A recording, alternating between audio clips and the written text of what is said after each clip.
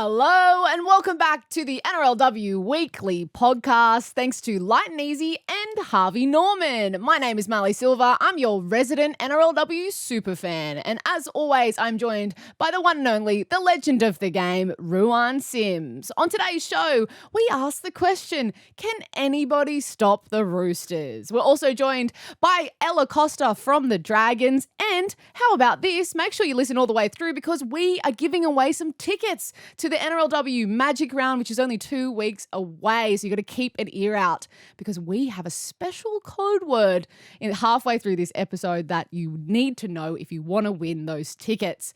But right now, Ruan Sims, it is time for the NRLW Weekly Medal, where each week you give out your votes to a player and team of the week. Who impressed you this week, Ru? Look, this one is a little bit of a toughie, but the team of the week, it's hard to go past the Roosters. Yeah. They were absolutely fantastic. Very, very strong. I will have to give an honourable mention to the Titans for getting their first victory of the year, and they did it tough too. So my team of the week is Roosters, but honourable mention to the Titans. Okay, fair enough. And, you know, particularly Jamie Chapman's backflip. Who is your player of the round? And my player of the round, again, a toughie because there were some really great standout performances, but it is really, I can't go past Olivia Koenig. Yeah. I thought she was absolutely fantastic. 2 tries, a try assist, 116 metres, 41 post-contact metres, 3 tackle breaks, a line break assist, 2 line breaks. I go on, 41 tackles. She was just immense, absolutely immense for them. And, so she's my player of the week. Oh, very fair enough. You think after winning a Dally M, you might take the foot off the pedal a little bit or have a bit of a hangover, but no, she's just really hitting strength to strength. Nature. And that's a perfect segue into our main headline of the week, which really is that question. Can anyone stop the Roosters? We all touted that battle against the Broncos up in their home territory in Brisbane as being the game of the round, of being really tight, of not really knowing which way it was going to go. But the Roosters came out and were so dominant. Like they just look, again, exactly as Olivia looks as an individual, like they're ready to go back to back in their premiership. Yeah, they look really strong, really, really strong. And I think probably what should concern the opposition is they still weren't at their best for the full 70 minutes. They had little lapses, and obviously fatigue plays a big factor in that. But they will continue to get better because it's only round 3 and they are still building that connection piece. They're still building their connections together because it is a new look side, new look halves. Taran Aken's not back yet. They still don't have their strongest team on the field. Terrifying. So, yeah, it should strike fear into the hearts of the opposition. I'm sure it does. But at the same time, when they did have those lapses, that's where the Broncos came back. And the Broncos are a very similar style of team. They've got strike, they're very physical through the middle, and they fought back. I think the high score line, I probably did not anticipate it being that high. Yep. I thought it would be a little bit closer to what we saw with the Dragons Bulldogs, a bit of a lower scoring affair. But obviously because that little bit of fatigue kicked in and both sides have so much strike that there were points to be had. Yep. And the positive is they took those points when they were on offer. And the good work on is that there are still a lot of points that were probably left out there and a few defensive lapses that they'll fix up. It's only round 3. Yeah. So, it was a great game of footy though, wasn't it? So they look good. They look really good. But I think they still haven't put full 70 minutes together. And that's what they're looking for, I know. Have you seen anything in any other team so far, of the ones they haven't versed yet, who you think can hold it to them? If they can play for 70 minutes, they will take them. Like they'll go hard at them. But at the moment, the Roosters are just better for longer periods of time. Yeah. So until other teams can be a bit more consistent and be better for longer periods of time, even like that first half we saw from the Knights, very, very good, but then it dropped off as well. And there's work-ons there. So, there's a lot of that to be had. But again, like I said, it's only round 3 and we still haven't seen a lot or enough out of each of the teams to sort of go, okay, bang, this is what's going to happen. I still need a couple more rounds to have a look at that. Yeah. Well, they come up against the Bulldogs this week I and took us know. back. Anyway, let's get into our next segment. I love this one. I think a lot of people are loving this segment too. It's our new one, Learning with Light and Easy. Cook less and play more. Fuel your days with Light and Easy's delicious, ready-to-eat meals. The choice of elite athletes and busy fans alike. Rue, class is in session. What are you teaching us today? So, Marlee, today what we're going to do, we're going to go through the block play. So this is a pretty general shape that all teams use and all teams run. You can run it in midfield with your big middles. You can run it on an edge. You can run it anywhere on the field, really. And I just want to go through what each roles are because I think that's really, really important. Quickly before you do, can I ask a dumb question? What do you mean when you say shape? Okay, so shape is like your run shape, what you're throwing at the defence. So what your run shape. So the shape of the players. So the in shape a line. of your attacking line, what that looks like, that's your run shape. Great. And then that's where you're like deep and in pockets and that sort of stuff. And then pass shape is where you're a little bit flatter and you're just running onto it, and then you just like generally what you're looking at on an edge. Great. But yeah, so what I'm going to do is I'll actually change this pen colour to make it a little bit easier. So we'll go blue for attack. Blue. I wonder why you picked that. I know. All right. So here, if I'm looking at this, so in yellow, I've got defenders, and these are your two markers, obviously, and then you've got your three defenders here set up. Yeah. Then attack, that's your 9, your dummy half. Obviously, there's someone else playing the ball in blue. I've just not put it in. So that's your dummy half. And then here, you'll have your first receiver who usually sets up just outside of the first defender. Yeah. So what you'd call that sort of A+ position. Mm-hmm. And then you've got your second attacker, which will be your B+ position, which is just outside. That's your B defender. Yeah. And then one just outside your third defender, which is your C. So this is A, B. Do you want to write that? Sure. A, B, C defenders. Yeah. Okay, so this is the attack. What's going to happen is the 9 is going to pass to whoever that first receiver is. This first receiver is going to push up and get at that inside shoulder of B. They're trying to get this B defender really interested in them. And then your block shape looks like this. Your outside runner will push up and push into that gap there. And then your tail runner will push up and pop outside of that. Ah, so they'd almost switch. Yeah. So then when you get to this position, you've got 3 options. If the B defender goes on to or bites in on this runner here, then this person is going to run through that gap and take the space, right? If the B defender bites in hard here on this ball player, then she's going to pass to that person there. Yeah. Yep. The block runner. The block runner, the lead. So this is your lead run. She's going to hit her short and the C will stay out on this. The C will stay out here. So the space opens up through the middle there. Yeah? This is where the space is. So that's what they'll hit. Then if both of these, the B and the C defenders, both collapse in, so they'll both collapse here, both collapse there, then the pass is to this person out wide on the outside. So that's your 3 options. That's your block play. As hopefully that made a bit of sense and it wasn't too stressful. But essentially, all of your run options, you can't just have one play with one option. Yeah. So that's what all of these run shapes are for. They're designed to have multiple options so that you force the defence to make a decision. And I speak about this all the time. If you just run and tip and you don't actually engage a defender, you're not forcing the defence to make a decision. So here, this is what they're trying to do. So when she receives the ball here, she's going to go up and in and try and get B to engage on her. And then this player is going to run up and into that space there.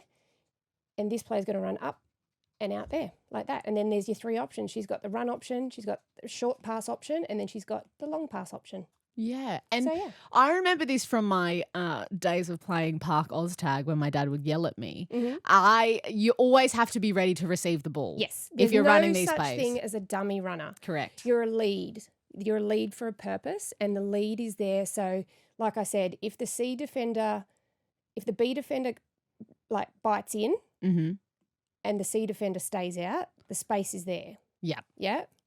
If the C defender and the B defender both bite in, then your outside player. They both bite in there, then the tail is the option. Yeah. Yep. Great. So that's generally what you're trying to do with a block play. You're trying to create a little bit of indecision here. Okay. Yeah. Well, just quickly before we move on, because I love this so much and I Mm-hmm. think we could talk about this for a very long time. Yep.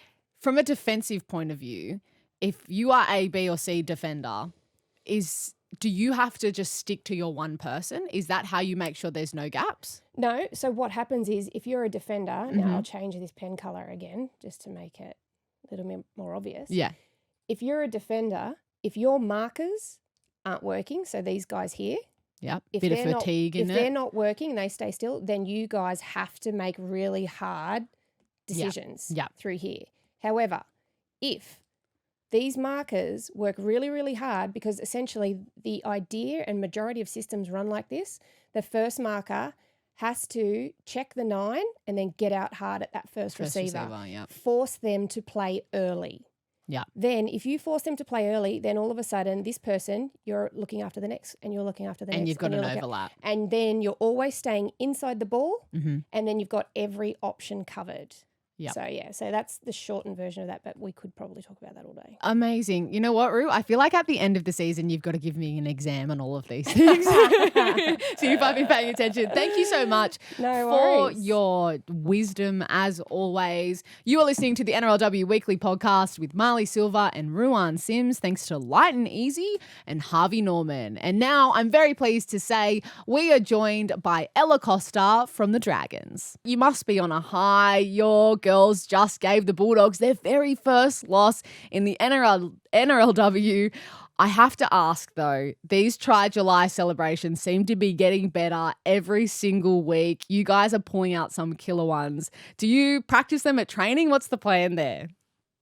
Yeah, thank you guys so much for having me. No, we actually don't.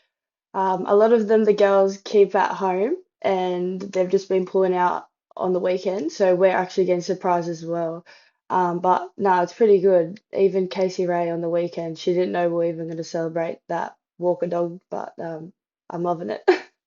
Right. So they're keeping it under wraps, so they get a reaction not just from the public, but from you guys as well. Yeah, 100%. I think Casey on the weekend, she didn't even know about the last try celebration we did. It was actually me and another girl doing it, but she was looking for a try celebration, so I told her to walk like a dog, and that's what happened. Oh, I loved that reaction. That was so funny. Well, yeah, talk to us about leading up to that game, because I got to interview Tegan Berry before the match kicked off, and she was talking about how all week you had been really focused on smashing these dogs and giving them that loss. And I guess there's that rivalry from the clubs with the men's competition. Is that something you spoke about in the lead up? Yeah, 100%. Obviously we'd gone 1 loss, 1 win, and they'd have 2 wins under their belt. So I think it was, massive for our season to get that win. And all week we talked about their strengths. Obviously they have a massive middle pack, and we knew that they were going to come through us. So just doing everything we could to stop that. And yeah, obviously it worked because we got the win. But yeah, it was a massive game, and those Bulldogs girls, like they're so great. Obviously they lost one of their captains, Tekka, at the start of the week, and for them to still put in the performance that they did, like it was honestly the most amazing game I've been a part of. It was so good. Now, Ella, the whole season, it's been absolutely fantastic to watch your guys' development from last year to this year. And I know it has been spoken about a lot, but the fact that Alex Volkanovski has put some money into you guys, and he's put a lot of his time and effort and expertise into helping you guys along, do you feel that difference? Because I feel like I can see it from the outside looking in. Yeah, 100%. A lot of the girls were so excited when we even heard Volk was interested and, giving us some wrestle sessions and that. And then obviously the amount of money and time he's put into us, it's definitely made a difference. We were going down there every Friday before training. Girls were having time off work just to, have an hour or something session with him. And yeah, it's definitely helped. And I think it's made everyone's game improve, I guess. And yeah, we're very grateful, me and the girls, for what he did for us. As a squad, it really looks like you have a bit more confidence or something when you're out there on the pitch than what we saw last year. There's obviously the new co-captaincy with Sally Hopkins stepping into that role. There's so many of you young girls who are really looking like you're stepping up, maturing. What has been the key to that? How do you feel you guys are developing in the way that you feel about yourselves before you head out on the pitch? Yeah, I think that's again a massive part of Crossy. I think it was the second or third week of preseason. We had a camp straight away down in Gerringong and Kiama, and it wasn't about a boot camp or whatever. He honestly just wanted us to connect as a team, and um, that was such a massive week for us. I think we heard stories, and a lot of girls opened up that I've been playing with for 3 years, and half the things I didn't even know about them. And I think from then we just kind of it was a different feeling around the team. And yeah, like you said, like Zali to be captain, I think the last few years she's gave so much and hasn't really got the recognition she deserves. And obviously Crossy could see how much she does for the team, but yeah, again, like Crossy and obviously just the girls buying into that connectivity off the field as well. And I have to ask you, obviously, you've got a new head of football down there as well, Sam Bremner, who is a bit of a legend of the game. How's she been like? Does she try and pull on the jersey at training and have a run around or what? We actually had a few jokes last week when the few of the girls were sick that Sammy was going to have to play front row. So, yeah, no, Sammy is obviously such an inspiration to us girls, and for us to have her back down in the Illawarra is massive. I know she pushes for a lot of things behind the scenes that a lot of people don't know about, but yeah, she's been massive for us and massive for our club.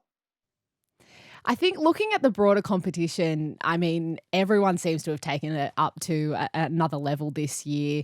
There's some powerhouses like the Roosters and the Broncos. You have the Broncos this week. I mean, you went into that game against the Dogs when they hadn't lost one with full of confidence and determined. But how are you feeling in the lead up? They just got their first loss to the Roosters, but they'll still be pretty threatening. Yeah, 100%. Obviously, the Broncos have got a lot of talk about them, about winning the comp, and we're on the opposite side of that scale. Yeah, they've got a massive middle pack again. I think we've had every game that we've played, they've had a massive middle pack. So I think just shutting that down, and obviously, Ali, Julie Robinson, massive players in the game. So I think just shutting those key girls down, and obviously focusing on us and what we do and what we've been doing. Yeah, I think we'll stand against them.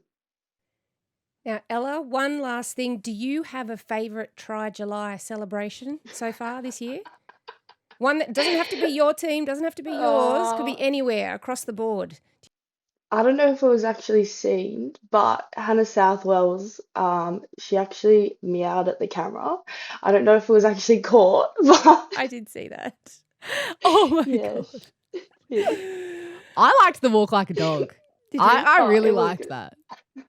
I was impressed with Jamie Chapman's backflip, to be Yeah, honest. true. Oh, yeah. Mainly 100%. because there's no way I'd be able to do that without landing on my face. Actually, I probably wouldn't even get off the ground to start with, if I'm honest. But, yeah. I have one final question for you as well, Ella. We're only, after this weekend, we're straight into NRLW Magic Round, the very first ever. I'm so excited. Roo, I know you're so excited. How are you feeling about that? I mean, it's the first time all the girls are going to be in one place. The fans are going to be absolutely frothing, getting to see all the NRLW teams at the competition.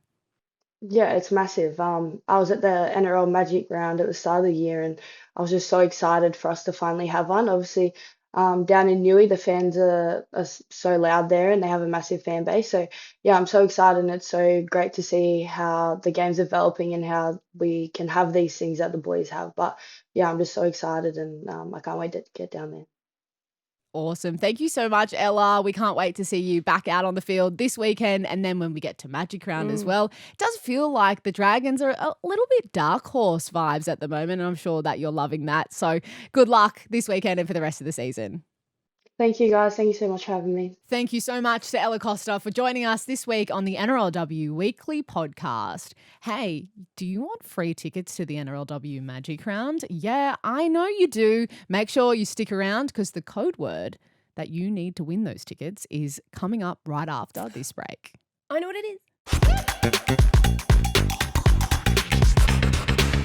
Welcome back to the NRLW Weekly podcast with me, Marlee Silva, and you, Ruan Sims. Thanks to Lite and Harvey Norman. Discover next generation AI computers at Harvey Norman with all-day battery life, enhanced security, and cutting-edge performance. Upgrade now at Harvey Norman. Now, this is the moment that everyone's been waiting for because we have tickets to give away for the very first NRLW Magic Round. You want to be a part of history. You want to be there. I know this. us. And we have 2 double passes to give away. Of course, the Magic Round, for the very first time, we'll be heading to McDonald Jones Stadium in round 5. And this is your only chance this season to see every single NRLW game of the round in person over one exciting weekend of footy and fun for the whole family. 1 round, 1 ground, all teams. That's magic. Now, Roo, people need to give us this code word. They need to, first of all, show us that they've been listening to the NRLW Weekly podcast and DM. Is it DM? I'm looking at our producer, Jordan. Is it to DM us personally or DM 9 podcasts? Personally, 9 podcasts, whatever comes first. Okay, and if whoever it is, whoever the first 2 people are, so we've got to send in our group chat who's DM'd who first. But there's going to be timestamps. We'll look at the timestamps. It's very official, actually. Yeah. The first 2 people to DM us this code word will win these double passes. Mm-hmm. Can you reveal what the code word is? Well, I'm glad it's called Magic Round because it's abracadabra. Abracadabra. And I don't know how they're going to put that inflection into the word when they type it, but I have a feeling that our great listeners will come up with a way to make it really, really magical and special. I'll accept a voice note. Ooh. I'll accept a voice note. Oh, yeah. I'll accept a voice note. Okay, yes. I'm down. Yes, because sometimes I feel like a word like abracadabra is hard to spell too. Yeah, it's like Schweppervescence. Yeah. Like, whoa, that's way harder. Okay, so you heard it. You heard that code word. We're not saying it again. Make sure, quickly, right now, pause the podcast, DM one of us. Quickly. All right. Congratulations to whoever wins. Oh my gosh, I'm so excited. I can't wait. And we're going to share the voice note as well if it's really special. Yeah. Amazing. Yeah. What caught your sideline eye this week? What caught my sideline eye this week? Well, this is something I actually didn't see at a game, but I'm seeing going around on social media and I love it. And we've been talking a lot about NRLW Magic Round, and this will be something that'll feature heavily by the looks of things when we get there. It's a new campaign from the Goanna Academy. Goanna Academy was founded by the one and only Greg Inglis. It's really focused on supporting young people with their mental health well-being and their journey there. And this campaign is called Stick With It. It's really cool. Kennedy Sherrington actually hand-delivered a box to my house. She works for Goanna Academy. We know how dedicated she is in everything she does. And what's inside is some strapping tape that says Stick With It on it. And what the whole campaign is asking players to do, both NRLW and NRL, but it'll be focused quite heavily on this Magic Round, as I said, is for those players to wear the Stick With It tape around their wrists to be a real symbol out on the field for people to not feel so stigmatized about talking about mental health, checking in on their friends and making sure they're supporting those people who need it to go and get that professional help. So I just thought it's such a great campaign.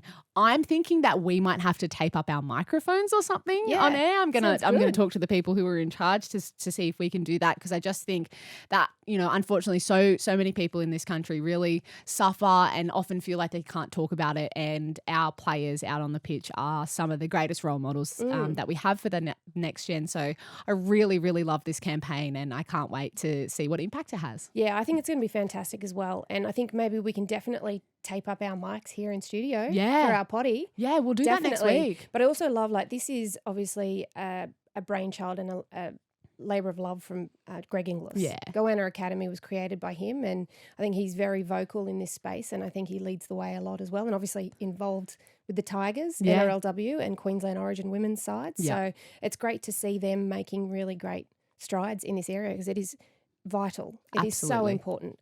But also, I do have one without notice about the sideline eye. It's not Marlee's sideline eye, but it's Rue's sideline eye. Okay, go ahead. My favourite of this week was watching you on that mechanical football. Thank you very much. Because we were watching in studio and I was looking at it going, is that a mechanical beauty blender? That's what I heard you say. What is that? And then you said it was the bucking football. Yes. And I was like, oh, right, okay. But honestly, I was like, that looked like a mechanical beauty blender. And I was like, okay, that's interesting, but I'll go with it. I could hear you say that, and then I couldn't stop seeing it as that. I was like, that's exactly what it looks like. And I watched that clip back. Someone sent it to me, and I was like, wow, I really thought that I was trying harder than what I was. Yeah. Like, it doesn't look like I'm trying as hard as what I was to just grip and you're like, be strong in your legs. And in my head, I was going, I was trying. You got to use your legs with those ones. I had slippery suit pants on. I wish I had jeans, some denim, jeans. something Yeah, grip. you definitely need. Riding jodhpurs. It was pretty fun. Yeah, I have to say, honestly, I was actually really jealous. I actually don't know how I call this a job. To be honest, it's moments like that. I'm like, is this really work? I love it. It's so good. Well, I'm glad you enjoyed that as well, Rue, because I did too. Hey, we've got a question from one of you guys. If you, throughout the week across the NRLW round, have something where you go, oh, I'd just love to hear what Rue thinks about this, please make sure you're sliding into our DMs. This one comes from David. Hi, ladies, love the podcast. With so many tight games and upsets, the coaching strategies are under the microscope. Which coaches are truly getting the best out of their squads? Are we seeing innovative tactics emerging to counter the strong defensive lines or exploit particular matchups? Great question, as always. Yeah, great question. Yes, we are,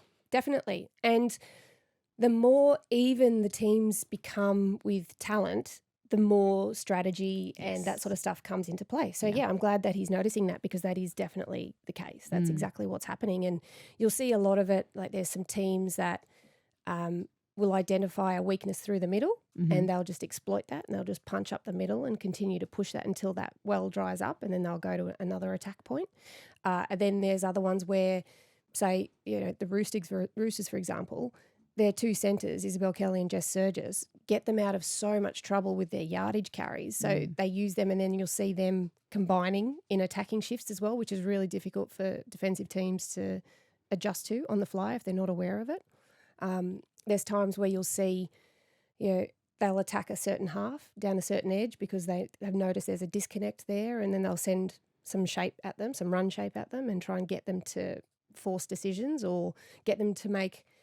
The other one is, if you can send a lot of traffic at your halves, the opposition halves, then they've got less energy in the tank when it comes to attack. So if they have to use up a lot of their energy defensively, when they get ball in hand, towards the back end of a half or the back end of a game, that's where a lot of fatigue will kick in. And that's where, they might not have as much in the tank when it comes to attack because they've just been defending and tackling and getting up off the ground, which is exhausting. Yeah. So, yeah, we're seeing a lot of that. And I think we're also seeing a lot in the value of the bench and how that coaches use their benches, which I think is really good. So, yeah, we're seeing a lot of great tactics and, yeah, it's exciting. We have some great characters in our coaching roles in the NRLW. I think, we just heard from Ella Koster talking about what Nathan Cross is bringing in terms of bringing them together as a team. I think we're seeing the exact same thing at the Bulldogs. I know Ronnie Griffiths would be doing that at the Warriors in terms of the new coaches who've come in this year, but everyone else has been doing it for a long time. Yeah, and even just listening to the Eels talk about Steve Georgalis oh my gosh, as well. And obviously John Strange is leading the way in that space too. Yeah. So, we've got some really great coaches at this level, which it has to be because the game is moving in leaps and bounds every single year. Hey, a bit of breaking news that I just saw as well, speaking of coaches. Jess Skinner is officially the Jillaroos coach. Yeah, through 2026 World Cup. She's amazing. Just been named. Which she was the interim coach for the Las Vegas game and now she is officially the coach. One of the most incredible women in rugby league, so I couldn't be happier for her. Yeah, congratulations. Let's get into the previews for this round 4 of the NRLW. It is just flying by, Rue, which is often heartbreaking for me, but that's okay. The first game of this round will be the Warriors and the Titans. Interesting matchup. Yes, this one is a tough one to call because the Warriors probably didn't fire the way they wanted to last week, but at home the previous week they were very strong. They're back at home again this week and the Titans got their first win at Lite. So, and I actually really liked the defensive resolve I saw out of the Titans, and they went behind after 45 odd minutes, or they were behind after 40 odd minutes, and they just grounded it. Like they just got back into it, which I loved. Yeah. So there's some really positive signs there, and I thought their middle was very strong. And I actually think this is probably one of the hardest to call. Yeah. For the week. My heart wants to say the Warriors because they're at home. But I just feel like the Titans may have got over that little bit of a slump that they were in. And listening to Karen Murphy talk about it, I think this could be like the start of it for them. They're back in the junkyard dog. Yeah. Just getting back to that gritty kind of resolve. So I think the Titans may just upset the Warriors at home. Okay, interesting battle. Then we get on to the Roosters and the Bulldogs. As we spoke about so much at the beginning, Roosters are so hard to stop, but the Bulldogs do get Tucker back. Yeah, Tucker is a big in for them, and they had that tough loss against the Dragons last week. I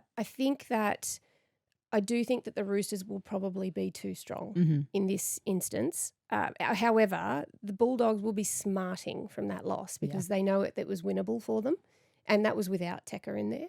So they'll be in with the fight. I think it'll be closer than most people think. Okay. Yeah, this will not be a runaway for the Roosters. I think it'll be really close, but I think the Roosters will just get the job done. They're just too good out of back play. Thought Rimmer Butler was really good, and Atessa Pule was very, very good for them. So, and then as I said, Koenig. Yeah. Just wicked through the middle. So I think the Roosters will get the job done, but it won't be a blowaway. Okay, I disagree, but that's okay. I know you will. But also, I think I saw that Taran Aken is named in the reserves. Oh, that's good. So she could potentially. Really good. I mean, we saw that with Mahalia Murphy last week. Was named in the reserves for the Eels, and then she came back and ended up playing. when they do that. It's like a little treat on game day. Yeah. So we don't know, but yeah, that's what I'm thinking. Okay, Cowboys and Raiders. I've been really impressed with the Cowboys. Yeah, wow, this aren't year. they just really impressed? Yeah. And I knew that going down to Shark Park last week, they would not be easy beats because they would have been smarting from the loss the week before because they knew they probably didn't play their best the week before. Yeah. And Rick Henry made some really tough decisions last week. Obviously that decision to drop Kira Dibb, who was their captain and their half, and that's a bold. Yeah. That's bold, and they got the result. And Tallulah Tillett was very good. Apparently she's been killing it in the Queensland Cup as well, so she deserved that opportunity. And they've got Jakaya Whitfeld back. She was out just precautionary with that hamstring issue last week. And so and I've actually been really impressed with Rosie Kelly. Yeah. At 6. Love her. So she's a fly half from rugby union. That's what she played. She wasn't a centre. So she played centre at the Eels. Yeah. She's not a centre. Yeah. She's actually a fly half. She's a 10 in union. So to see her playing 6, I think it really suits her. And she's got a good kick. Yeah. So that gives them really great options, I think, across the field. And back at home against the Raiders. And it's the first time the Raiders are travelling. And I don't see how, because the Raiders have named a different lineup again. So they haven't had the same team, I believe, week to week. I think there's always been a change in their team. And I think this is going to be a tough one for the Raiders to travel and come away with points, because I just think the Cowboys are on the way up and the Raiders are digging themselves out of some trouble. So that middle defence that I've spoken about the last few weeks was again very brittle and sort of caved. And I feel for Elise Simpson out the back, because she did some great stuff on debut. Yeah. And then they obviously were targeting her because she's on debut, which is what you do. You know, that's what the opposition does. But I don't think she did herself a disservice. Yeah.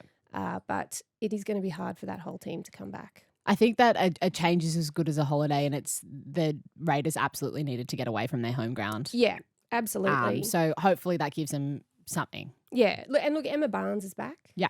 From concussion as well. And Mackenzie Wiki comes in on the wing. So hopefully that galvanises them. But I just feel like the Cowboys may be on a little bit of a spree. Yeah. Good on them. That'll be interesting. Okay, Eels and Knights. This actually should be a really good game. Yeah, this should actually be a really good game. I mean, the Eels failed to fire in New Zealand, but then they came back. And I thought they would have a little bit of fatigue because of all the travel that they've had to do, and they just fired against the Raiders last week. Yeah, so it made a liar out of me, which I'm very happy to see. That does not bother me at all. No. Again, though, I'm just thinking they're back at home, so will that travel catch up with them this week? And the Knights, particularly last week in the first half, were very impressive. Very impressive, yeah. Very, very impressive. And I think we're sort of seeing Jessie Southwell really fire. Higo is massive for them through the middle, like that number 9 role. And then she can also move to lock if it's needed. So this one will be a toughie. And I actually think that the Knights will get the job done here. Okay. I think the Knights will win away from home. I just feel like they've got the same side as the previous week, and their combinations are really growing. and I can just sort of see them starting to go on a bit of a roll now. Yeah. Yeah. Okay, then we head to Wynn Stadium and the Dragons will host the Broncos. And I think this is going to push the Dragons in a really good way. Absolutely. And it's the same way I felt about the Warriors and Roosters in round 1. Yeah. This is a really great litmus test for the Dragons, just to see where they are, because the Broncos will be smarting. Yeah. In a very high-scoring loss last week, Yeah.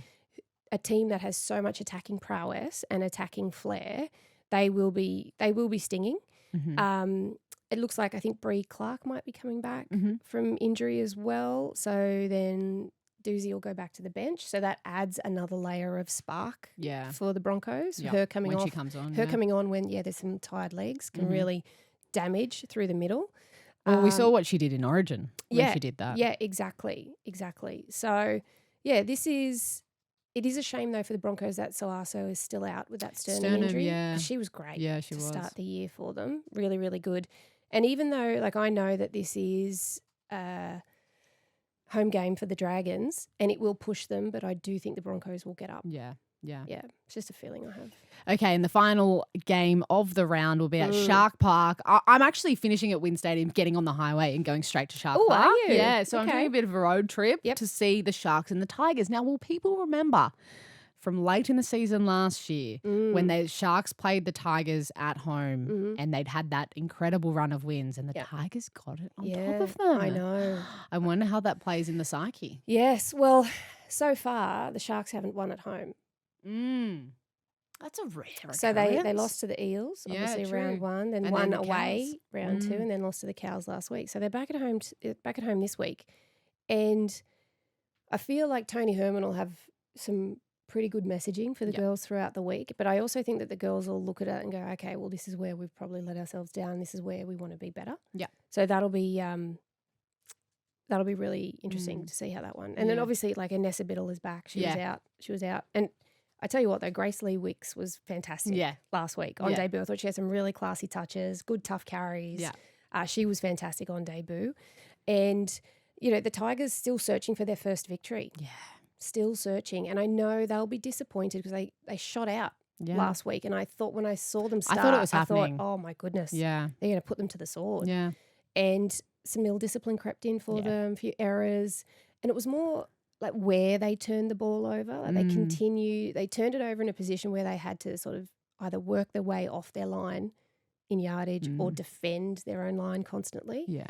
And that is always, cracks will show when that happens, you know. But I will say that I think the Sharks will get the job done against the Tigers, and it'll be tough for West Tigers fans to hear because they haven't had a victory yet. But I just think the Sharks will be really disappointed after that loss last week against the Cowboys. So yeah, they'll turn out. And again, obviously great to see Grace Lee Wicks on the bench for the Sharkies, and also Faith Manera. I thought she was great when she came on. Apparently, she only found out, obviously, there was that injury with Chelsea Saville in the warm-up. Yeah. She only found out like 2 minutes before they were going to run out that she was making her debut. And she came on and she had to play through the middle too. Yeah. So she's actually playing at her preferred position at half. That's where she sort of trained and played at half. She was great, so it's great to see her get another opportunity this week. Yeah, how good. Hey, we're in for another incredible round of NRLW. Make sure you're watching these games. They're all live and free on 9 and 9 Now. Thank you for hanging out with us. Make sure you caught that code word. I mean, if you haven't already DM'd us, it might be too late by now. But thank you for listening. We cannot wait to get to NRLW Magic Round in a couple of weeks' time and see some of you there. But otherwise, make sure you're hitting subscribe wherever you're listening and sharing the show with other people who love this great game. Rue, thank you so much for being with me as always. Thanks, Smells. And thank you for listening to the NRLW Weekly podcast with Marlee Silva and Ruan Sims. Thanks to Lite and Easy and Harvey Norman.